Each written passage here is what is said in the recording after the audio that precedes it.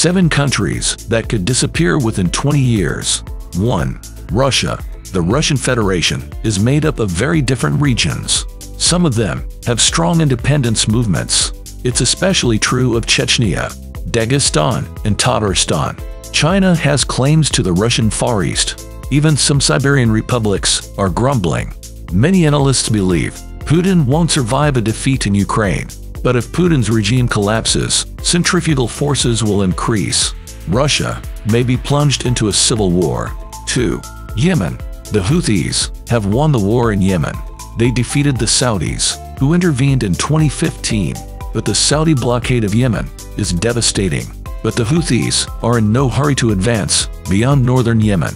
The south is primarily Sunni, while the Houthis are Shiite. Saudi Arabia seized parts of Yemen in a war in the 1930s. Some Houthis may aspire to regain this lost territory. Yemen is already split in two. There's no obvious roadmap to unification. 3. Belgium. Belgium comprises 2 very different parts. In the north is Dutch-speaking Flanders.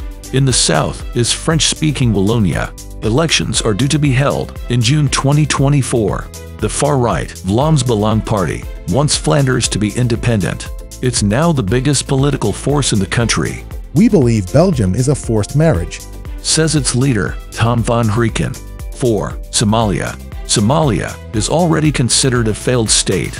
Large parts of the country are controlled by insurgents. Somaliland has been a de facto state within Somalia since 1991. The central and southern regions have no government presence. Somalia has the lowest GDP per capita in the world. It also ranks on the bottom of the Human Development Index. Most likely, it will cease to exist as a unified state.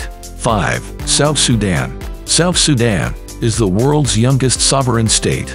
It split off from Sudan in 2011, following decades of conflict. In the 12 years since, things have not gotten better. A brutal civil war raged between 2013 and 2020. Almost 500,000 people were killed. South Sudan still hasn't had an election since declaring independence. Armed militias continue to control entire regions. The level of violence in some places has increased since the ceasefire. This does not bode well for South Sudan's future. 6. Libya. Muammar Gaddafi's brutal rule held the country together. Since he's been gone, Libya has fought 2 civil wars. In 2014, it split up into 2 warring administrations. The East-West divide has grown perilously deep. The 2 parliaments refuse to recognize each other's legitimacy. Both say the token unity government has lost its legitimacy. The prime minister is refusing to quit. Rival armed factions continue fighting. 7. Syria. Syria is already divided into 3 zones. One is under the central government's control.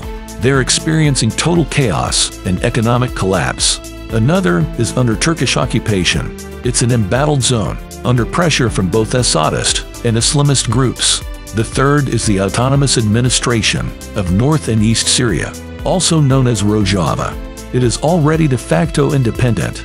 It's also remarkably stable compared to the other 2. Rojava is unlikely to submit to central or foreign control. Turkey, however, considers it a terrorist organization. So Turkish-occupied northern Syria may yet attack Rojava.